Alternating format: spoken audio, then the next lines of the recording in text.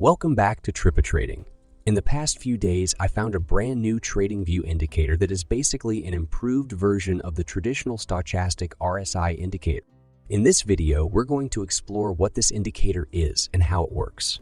We will also combine it with other technical indicators to create a super profitable trading strategy.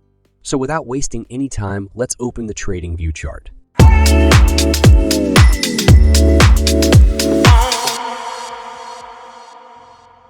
So this is what our chart is going to look like when we're done setting up our indicators. I'm going to be using a Bitcoin chart on a 15-minute time frame to explain this strategy.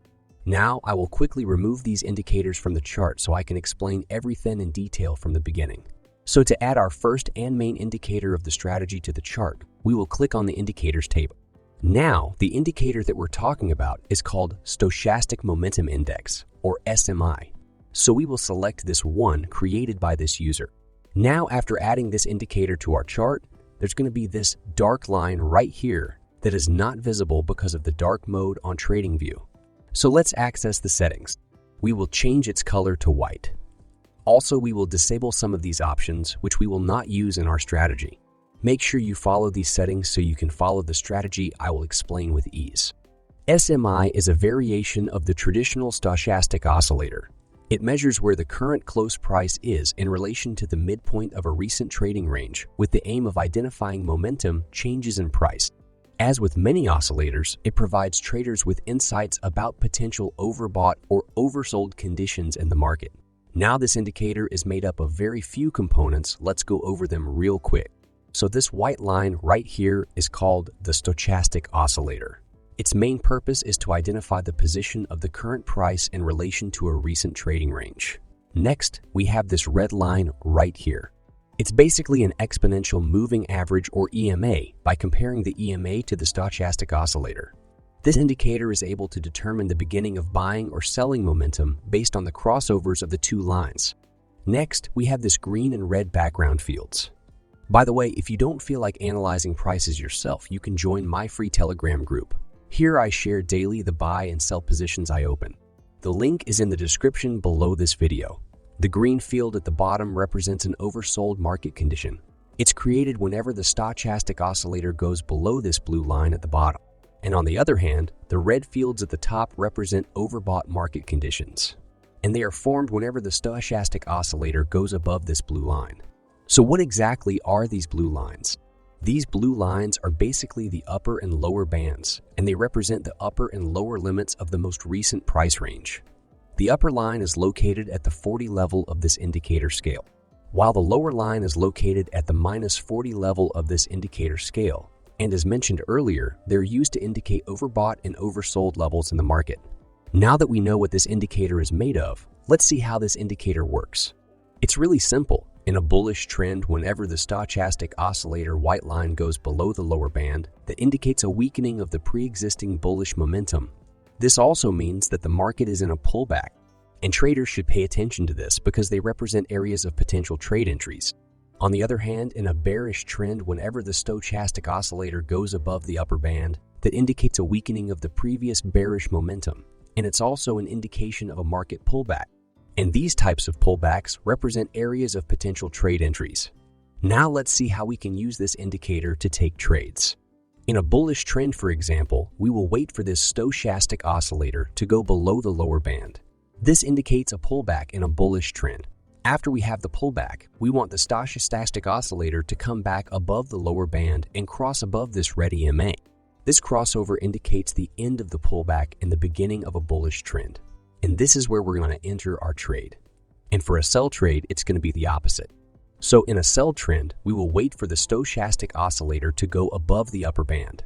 This indicates a pullback in a bearish trend.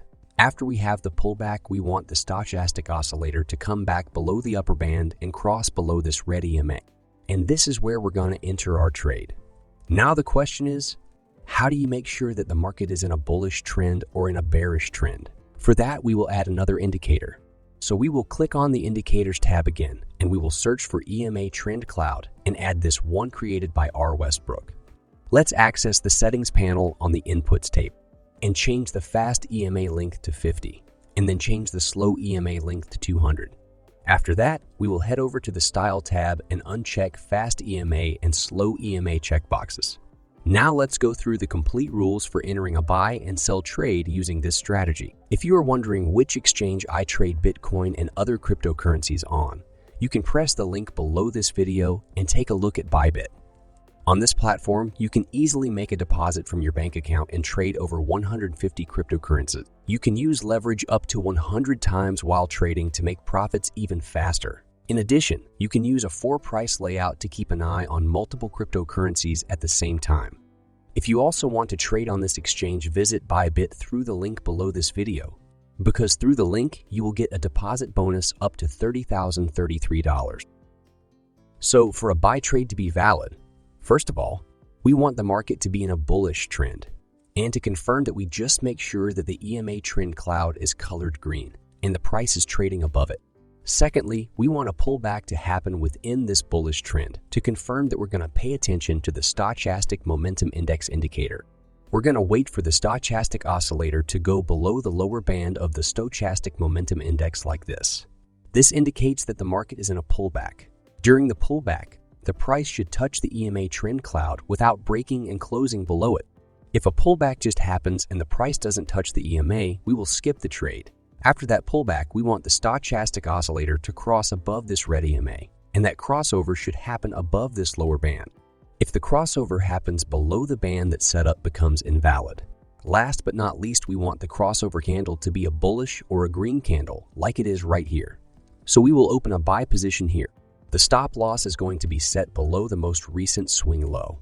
And for the take profit target, we're going to set at 2.5 times. I hope I have explained the conditions good enough. These are 3 more positions I opened using this strategy, and all of them were profitable. Now let's go through the rules for entering a sell trade using this strategy. If you don't want to analyze prices yourself, you can join my Telegram group to get free buy and sell signals. The link is in the description below this video. For sell trades, we're just going to reverse all the conditions. So first of all, we want market to be in a bearish trend, and to confirm that we just make sure that the EMA Trend Cloud is colored red and the price is trading below it. Then we want a pullback to happen within this bearish trend, and to confirm that we're going to pay attention to the Stochastic Momentum Index. We're going to wait for the stochastic oscillator to go above the upper band. This indicates that the market is in a pullback. Then after that, during the pullback, the price should touch the EMA Trend Cloud without breaking and closing above it. After the pullback, we want the stochastic oscillator to cross below this red EMA, and a crossover should happen below this upper band. If the crossover happens above the band that setup becomes invalid. And finally, last but not least, we want the crossover candle to be a red candle like this one. So I'm going to enter a sell trade here. Our stop loss will be set at the most recent swing high. And for the take profit, we're going to set it at 2.5 times the risk. We let this trade run and take profit now. I hope you guys have understood the rules completely. Please feel free to share your feedback about this strategy in the comments section. Please make sure to click the like button and subscribe to my channel. Thanks for watching the video till the end. I'll see you guys in the next video.